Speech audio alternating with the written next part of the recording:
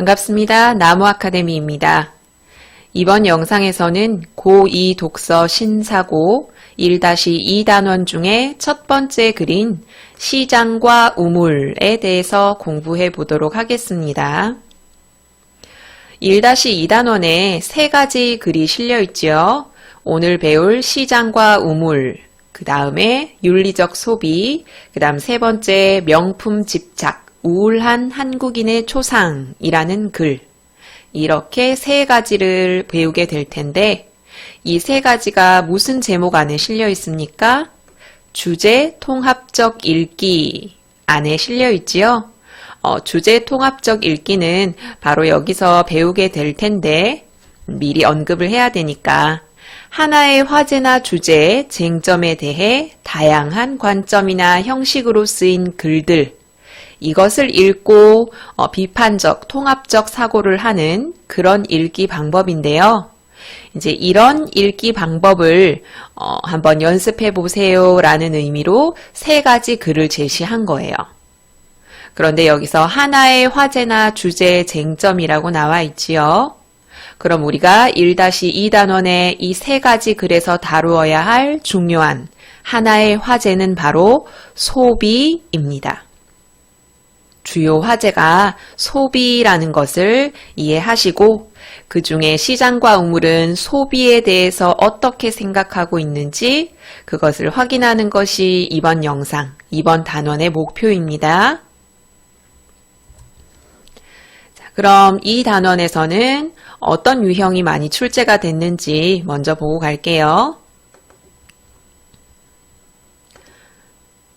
우선 첫 번째는 시장과 우물의 내용을 확인하는 문제.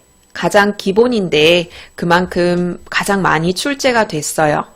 난이도가 어렵거나 하지는 않은데 이제 중간에 내용 중에 약간 헷갈릴 수 있는 부분이 있긴 하거든요. 이제 그 부분은 수업하면서 같이 짚어보면서 공부합시다. 두 번째는 표현상 특징을 묻는 문제가 많이 출제가 됐어요. 이 글 안에 표현법이 특이한 것이 상당히 많거든요. 비유법, 가정법, 서리법, 문답법, 직접 인용도 사용됐고 대조하는 부분도 있지요.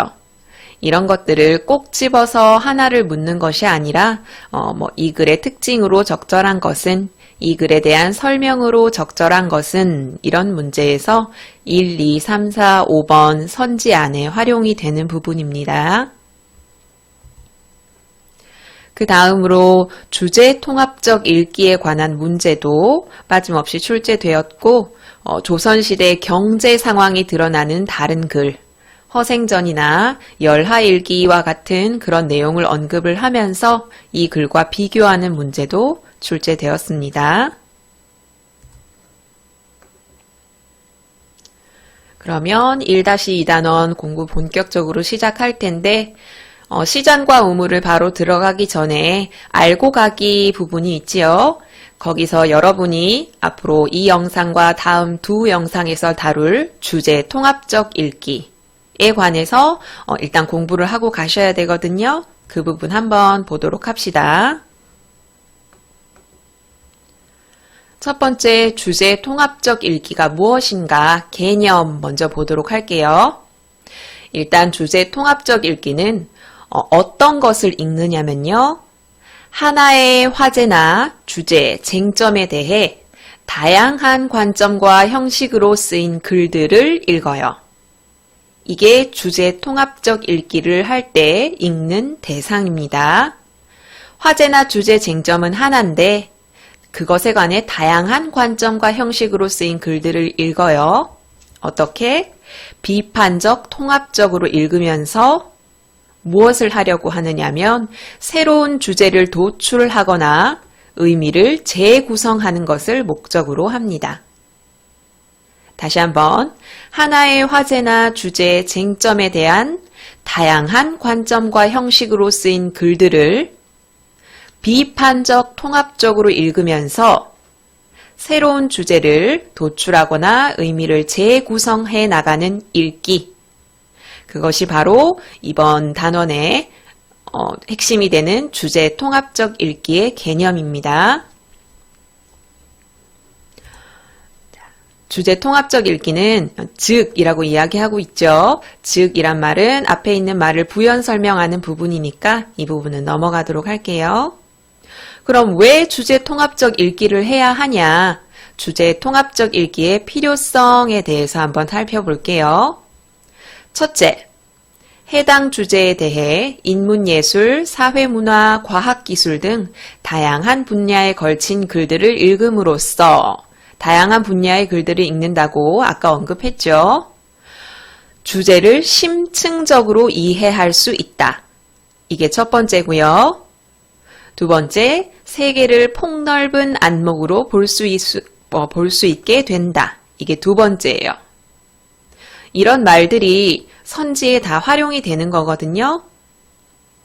그리고 둘째, 다양한 글들을 읽고 정보를 통합하여 재구성하는 능력, 다양한 관점의 글을 비판적으로 읽는 능력, 새로운 주제나 아이디어를 생산해내는 창의적인 의미 구성 능력 등의 한층 높은 수준으로 읽기 능력이 향상된다.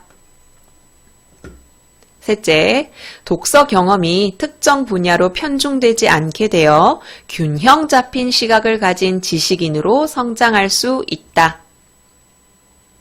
다시 한번, 왜 읽어야 한다고요? 필요성 첫 번째, 주제를 심층적으로 이해할 수 있고요. 두 번째, 세계를 폭넓은 안목으로 볼 수 있게 되고요. 세 번째, 한층 높은 수준으로 읽기 능력이 향상되고요. 네 번째, 균형 잡힌 시각을 가진 지식인으로 성장할 수 있기 때문에 주제 통합적 읽기가 필요합니다. 그 다음은 주제 통합적 읽기의 절차와 방법. 이 부분도 주제 통합적 읽기에 관한 문제의 선지로 활용이 되었거든요. 첫 단계, 관심 있는 화제, 주제, 쟁점을 확인한다. 관심 있는 화제, 주제, 쟁점을 확인한다까지는 이미 이 단계에 나와 있고요. 이와 관련된 질문을 만들어 본다. 이걸 활용해서 문제에 나왔거든요. 질문을 마련해 보는 것은 여러분 1단계에서 해야 될 일입니다. 두 번째, 다양한 글과 자료를 선정하는 단계. 여러분 화제를 정했으면 자료를 선정해야죠. 여러 분야의 자료의 유형이나 갈래 등을 고려해서 글과 자료를 선정하는 단계. 자료를 모아요. 두 번째에는. 세 번째는 자료를 모았으니까 정리해야죠. 그죠? 세 번째, 선정한 글과 자료의 관점을 정리한다. 여러 분야의 글, 그리고 자료를 선정을 했으니까 이런 글과 자료를 꼼꼼하게 읽으면서 화제나 주제, 쟁점에 대한 필자, 글 쓸 사람의 관점, 글 쓴 사람의 관점, 주요 용어와 개념 등을 정리한다. 모았으면 정리를 해야죠. 네 번째, 관점의 비교, 대조와 평가. 여러분이 주제 통합적 읽기를 한 그 글을 쓴 필자의 관점들을 비교, 대조하고 그 관점이 타당한가 평가하는 겁니다. 자, 그럼 글을 선정하고 글을 정리를 하고 그 관점들을 비교, 대조, 평가했어요. 그럼 마지막으로 뭘 해야 될까요? 자기 관점을 정해야죠. 다섯 번째 단계, 자신의 관점 재구성. 비교, 대조하고 평가한 결과를 바탕으로 자신의 관점과 생각을 비판적이고 창의적으로 재구성해야 합니다. 다시 한번 1단계, 관심 있는 화제, 주제, 쟁점을 확인하고요. 2단계에서 질문도 만들어 봅니다. 두 번째, 다양한 글과 자료를 선정하고요. 세 번째, 선정한 글과 자료의 관점을 정리하고요. 네 번째, 그 관점을 비교, 대조하고 평가하고 다섯 번째, 자신의 관점을 재구성합니다. 이렇게 단계를 제시해 놓고 이해를 쉽게 하기 위해서 예를 들어 예시를 사용해서 설명하고 있죠. 행복을 화제로 삼은 글을 읽는 상황. 그러니까 여러분 1단계는 이미 지나갔어요. 관심 있는 화제가 행복이라고 정해졌고요. 질문을 생성하는 단계는 몇 단계였죠? 1단계였습니다, 여러분. 이렇게 이런 질문들을 한번 생각해 본다라는 건 1단계였고요. 다양한 글 중에서 자신의 질문과 가장 관련성이 높다고 판단되는 글들을 선택해서 읽는다. 이게 절차 2번째겠지요. 다양한 글과 자료를 선정하고 있어요.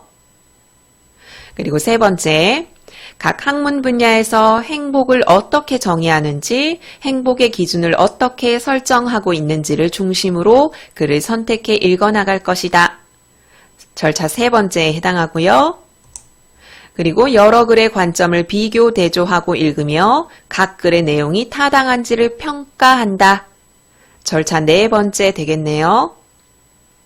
그리고 마지막으로 독자는 진정한 행복의 기준에 대한 자신의 관점을 정리하고 생각을 발전시키게 되는 것. 이게 절차 마지막 단계겠지요? 그러면 어떻게 하게 되느냐?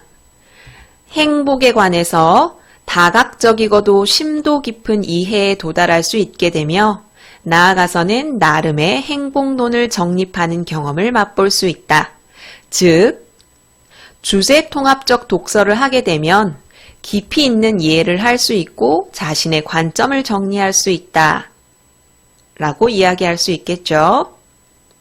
그러면서 마지막 단락에서 4차 산업혁명의 시대를 맞이해서 범람하는 정보 속에서 자신에게 필요한 정보를 정확하게 선별해서 새로운 의미와 지식으로 통합해 나가는 창의 융합적 사고력이 필요하대요. 이런 사고력이 필요한 시대에 필요한 읽기 방법이 바로 무엇이다? 주제 통합적 읽기라는 거예요. 범람하는 정보, 거기서 정보를 선정할 줄 알고 선별할 줄 알고 그것을 자기 것으로 만들 수 있기 위해서 주제 통합적 독서가 필요합니다. 그걸 한번 해보세요 라고 하면서 제시한 글이 바로 첫 번째 우리가 읽을 시장과 우물 되는 겁니다. 주요 제재가 뭐라고요? 소비예요. 소비에 관해서 여러분은 3가지 글을 읽을 거고 그 중에 첫 번째 글을 오늘 다뤄볼 겁니다. 이 글은 설득을 목적으로 하는 논설문입니다. 실학자인 박재가라는 사람이 쓴 글이죠. 서론, 본론, 결론으로 나뉘는데 서론 부분 볼게요. 서론에서는 중국의 모습을 보여줘요. 그죠? 어떤 모습? 상업이 발달한 중국의 모습. 연경에는 9개 성문 안팎으로 뻗은 수십리 거리에 관아와 아주 작은 골목을 빼고는 대체로 길을 끼고 양옆으로 상점이 들어서 있다. 그만큼 무엇이 발달했다? 상업이 발달하였다. 여기는 수도라서 그렇다 치지만 시골도 마찬가지로 그렇게 점포가 늘어서서 중국은 시골 번화가 가리지 않고 상업이 발달했다는 거죠. 그런 점포가 늘어선 모습이 마치 옷에 가선을 두른 것 같아 옷의 가장자리에 헝겊으로 덧대어서 가늘게 싸서 돌린 것 같다. 그만큼 길게 늘어서 있다. 무엇이? 점포가. 중국의 상업이 번성한 모습을 비유적인 표현을 활용해서 쓰고 있지요.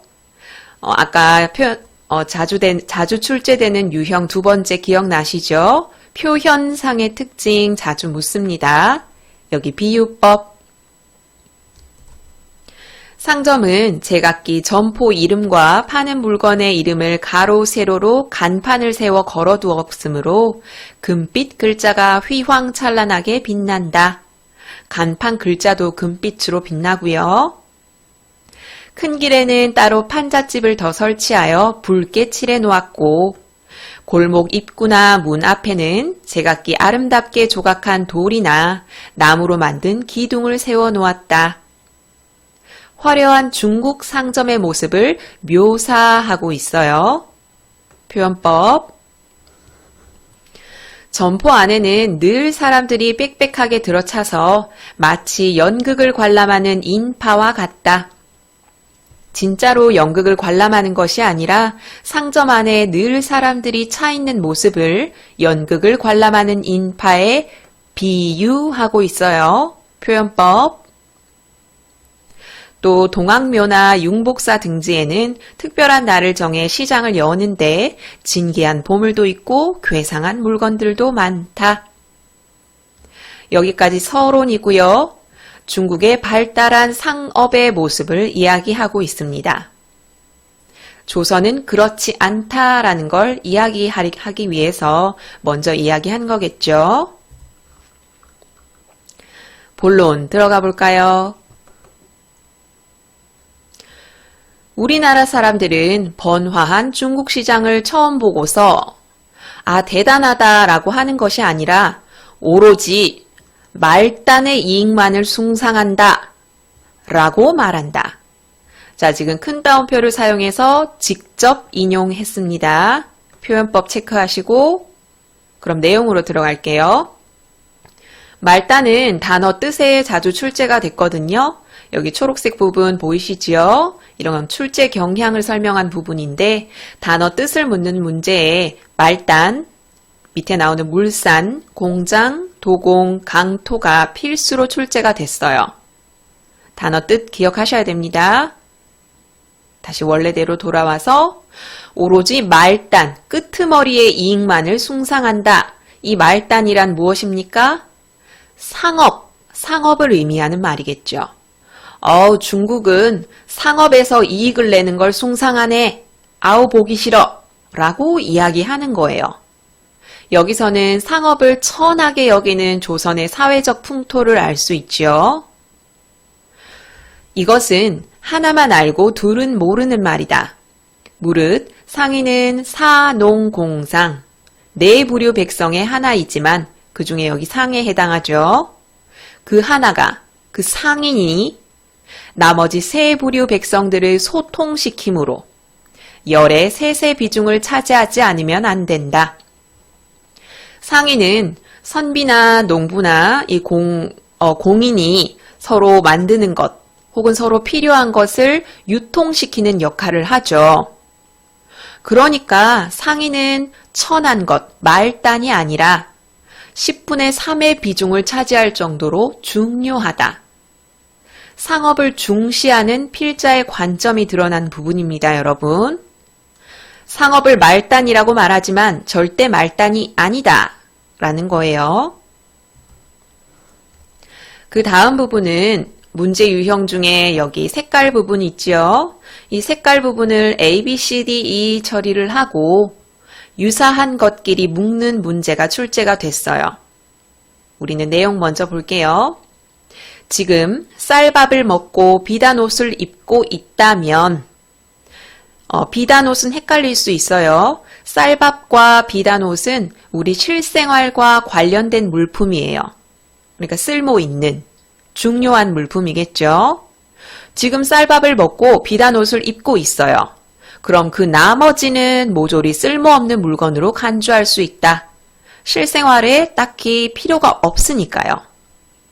그러나 쓸모없는 물건, 지금 이 파란색 부분 물건을 활용해서 쓸모 있는 물건을 유통하고 거래하지 않는다면 이른바 쓸모 있다는 물건은 대부분 한 곳에 묶여서 유통되지 않거나 그것만이 홀로 쓰여서 고갈되기 쉽다. 지금 필요한 물건, 실생활에 필요한 물건이 있고 그 나머지 필요 없는 물건이 있어요. 그럼 이 필요 없는 물건을 활용해서 저기 어딘가에 있는 필요한 물건을 살 수도 있지 않느냐. 이런 유통 과정이 없다면 이 여기에 있는 쓸모 있는 물건은 다 없어지는 것이 아니냐라고 이야기하고 있습니다. 자, 이 부분은 뭐뭐 한다면, 뭐뭐 한다면, 뭐 한다면, 가정의 방법을 활용하여 말하고자 하는 바를 드러내고 있죠. 표현 방법, 가정법. 따라서 옛날의 성왕은 보석과 화폐 따위의 물건을 만들어 덜 기묘한 물건으로 더 기묘한 물건의 상대가 되도록 하셨고, 쓸모없는 물건으로 쓸모 있는 물건을 사도록 했다. 보석과 화폐는 덜 기묘한 물건이겠죠? 이걸로 더 기묘한 물건을 사도록 하신 거예요. 이뿐만이 아니라 배와 수레를 만들어서 험준하고 외진 곳까지도 물건을 유통시키셨다. 성왕이라는 사람은 덜 기묘한 물건으로 더 기묘한 물건을 사도록 했고, 그걸 넘어서서 유통을 중시했다라는 것이죠. 여기서 여러분 이 두 문단에 걸쳐서 쓸모 있는 물건 빨간색, 쓸모 없는 물건 파란색 구분하셔야 되고요. 쓸모 있는 물건은 더 기묘한 물건에 해당하고, 쓸모 없는 물건은 덜 기묘한 물건에 해당한다는 것. 아셨죠? 보석과 화폐를 비단 옷이랑 같이 보시면 안 돼요. 여기서 비단 옷은 실생활에 쓸모 있는 물건으로 보고 있습니다. 자, 그랬는데 지금 우리나라는 지방이 수천리라서 인구가 적지 않고 갖추어지지 않은 물산이 없어요. 여러분, 인구도 많고 소비할 수 있는 인구도 많고 물산도 풍부해요. 그럼에도 불구하고 산과 물에서 얻어지는 이로운 물건을 전부 세상에 내놓지 못하고 유통되지 못하고 경제를 윤택하게 하는 도를 제대로 갖추지 않았다. 경제를 윤택하게 하는 도가 바로 유통이지요. 그런데 이런 문제 상황인데 날마다 쓰는 물건과 할 일을 팽개쳐둔 채 대책을 강구하지 않아요. 비판하고 있죠. 그러면서 중국의 주택이나 수레와 말, 색채와 비단이 화려한 것을 보고 사치가 너무 심하다라고 말해버린다. 역시 직접 인용 쓰였고요. 중국의 소비를 비난하고 있지만 지금 자기 상황, 조선의 상황을 제대로 보지 못하고 있죠. 왜 그러한가? 왜 그럼 우리를 제대로 보지 않고 중국을 비난하고만 있는가? 질문을 하고 뒤에 답을 제시하기 때문에 문답법이 쓰였습니다. 표현법 체크하시고. 자, 답을 한번 볼까요? 물건이 있는데도 쓰지 않는 것. 이게 검소함이다. 그것을 검소함이라고 읽었지. 자기에게 물건이 없어서 쓰지 못하는 것. 지금 조선의 상황이죠. 이걸 검소함이라고 일컫지 않는다. 맞는 말이죠, 여러분. 물건이 있는데 쓰지 않는 거는 검소함인데 조선은 지금 있는데 쓰지 않는 것이 아니라 없어서 쓰지 못하고 있는 것이죠. 조선의 상황, 조선이 검소함이라고 일컫는 것에 대해 비판하고 있습니다. 현재 우리나라에는 진주를 캐는 집이 없고 시장에는 산호의 물건값이 매겨져 있지 않다. 금이나 은이 있어도 점포에 들어가서 이걸 가지고 떡과 엿을 사 먹지 못해요. 물건이 제대로 유통되지 못하고 있는 거죠. 이런 풍속이 정녕 검소함을 좋아하여 그렇겠는가? 검소함 때문이 아니라고 비판하는 것이죠. 서리법 사용됐으니까 표현법 체크하시고요. 검소함을 좋아해서가 아니라 재물을 사용할 방법을 모르는 것이다. 이 재물을 사용할 방법이 바로 여러분 물건을 생산하고 유통하고 소비하는 방법을 모르는 거예요. 이게 바로 문제점이라는 거죠. 그래서 부작용이 줄줄이 따라 나와요. 재물을 사용할 방법을 모르니까 만들어낼 방법도 모르고 만들어낼 방법을 모르니까 생활이 궁핍해져 갈 수밖에 없지요. 3단계 아시겠어요? 사용할 방법을 모른다. 따라서 재물을 만들어낼 방법을 모른다. 따라서 백성들의 생활이 궁핍해 간다. 중요한 거 나오죠? 재물은 비유하자면 우물이다. 비유법을 사용하고 있습니다. 그리고 재물과 우물의 공통점을 묻는 문제는 서술형으로 항상 출제가 되니까 쓰실 수 있어야 합니다. 우물에서 물을 퍼내면 물이 가득 차지만 길어내지 않으면 물이 말라버려요. 이게 바로 우물의 특징이죠. 마찬가지로 재물도 마찬가지예요. 마찬가지로 그 말은 재물도 쓰면은 계속 채워지지만 재물을 쓰지 않으면 말라버린다라고 이야기를 하는 것이죠. 비단 옷을 입지 않으므로 나라에는 비단을 짜는 사람이 없고 결과로 배를 짜는 여인의 모습을 볼 수 없게 되었다. 조잡한 그릇을 트집 잡지 않는다는 건 기술을 중요하지 않게 생각한다는 거죠, 여러분. 조잡한 그릇은 누구나 만들 수 있잖아요. 그것도 그냥 쓰는 거예요. 그릇에 예쁜 책을 칠하고 균형이 맞고 색이 아름답고 이런 것과 같은 기술을 천대하기 때문에 이건 바람직한 모습이 아니에요, 여러분. 물건을 만드는 기교를 숭상하지 않기 때문에 나라에는 공장과 도공, 풀무장이가 할 일이 사라졌고 그 결과 기술도 사라졌다.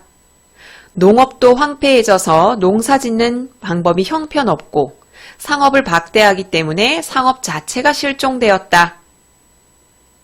그래서 사농공상 네 부류의 백성이 전부 곤궁하게 되었다. 라고 이야기를 하고 있습니다. 나라 안에 보물이 있어도 강토, 단어 뜻. 이 안에서는 용납이 되지 않는다. 이 말은 그 보물을 활용할 방법을 모르죠.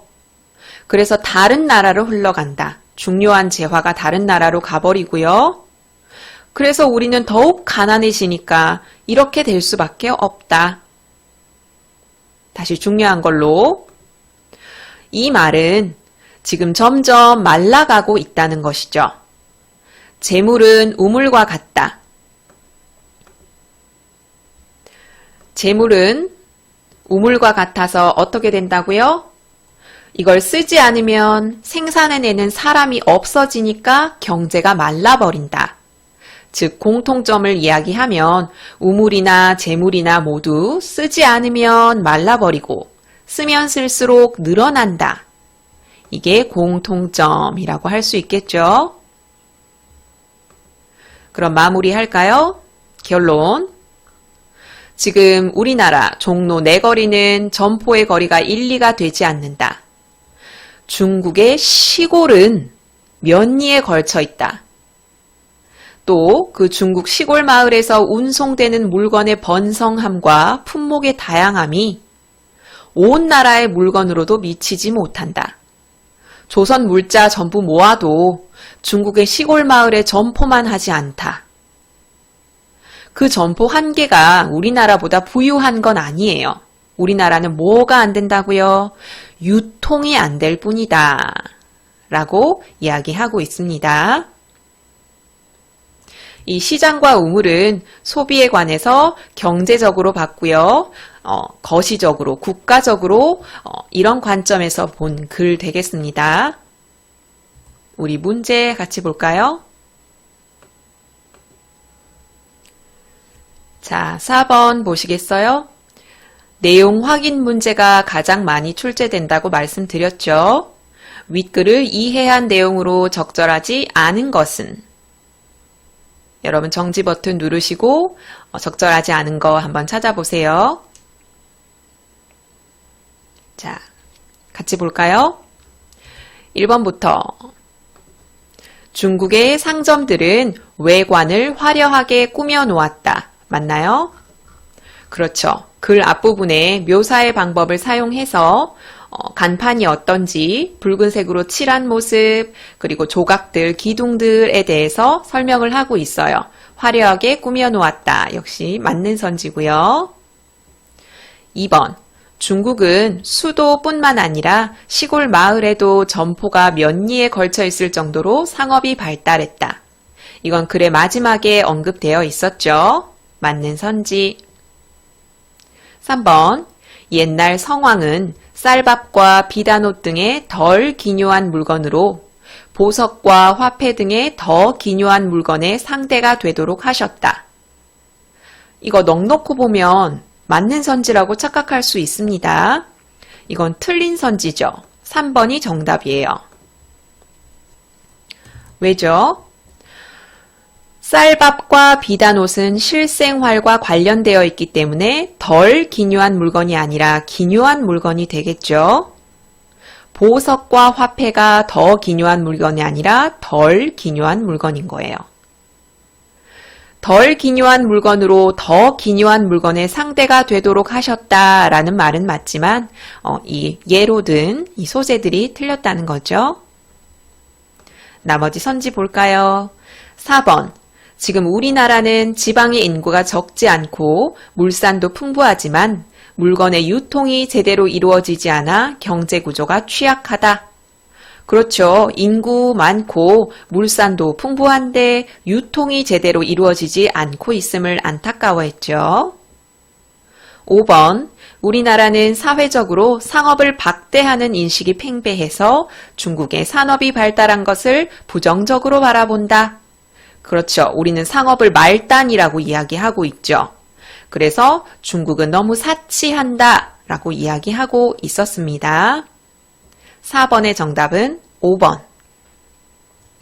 그럼 이거랑 똑같은 유형의 문제 1번도 마저 풀어볼까요? 윗글을 통해 알 수 있는 내용이 아닌 것은 자, 1번 한번 정지 버튼 누르시고 풀어보세요.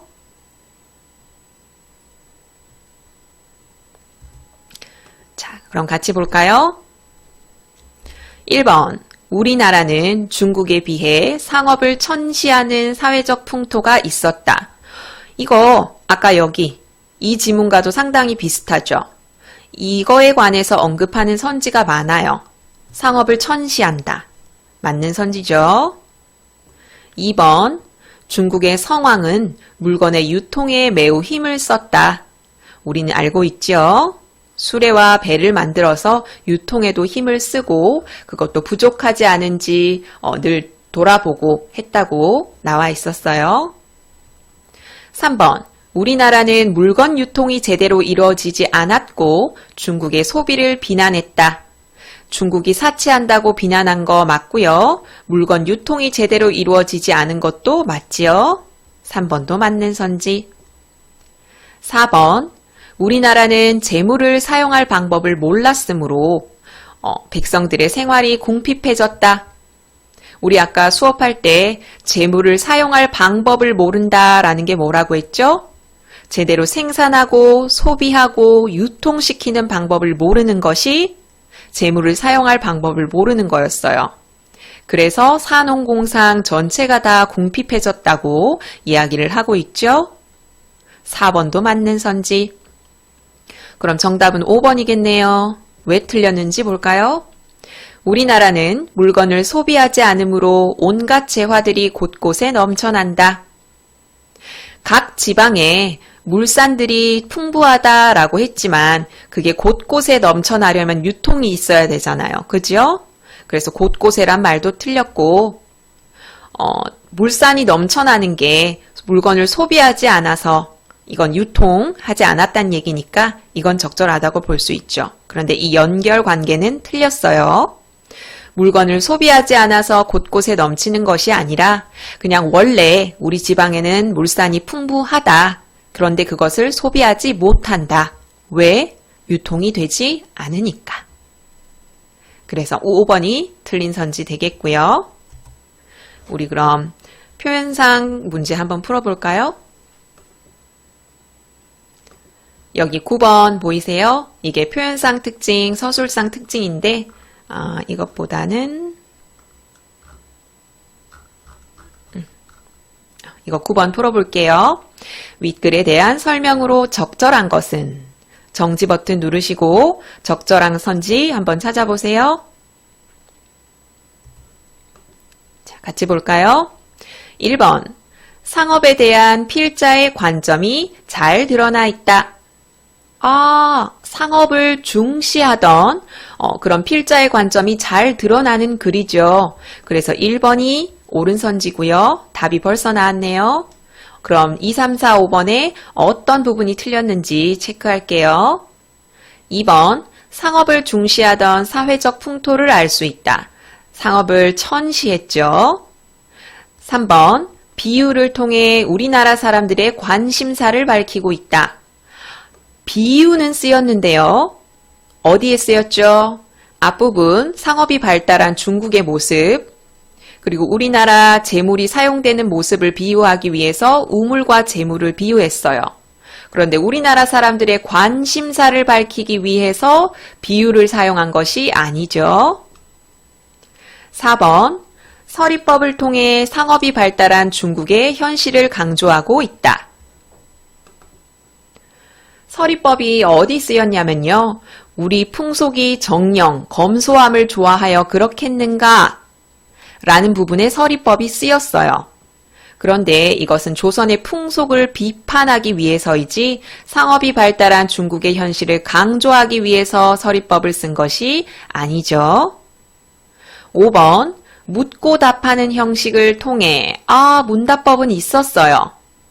그런데 검소한 삶의 의의를 설명하기 위해서 문답법을 쓴 것이 아니었죠.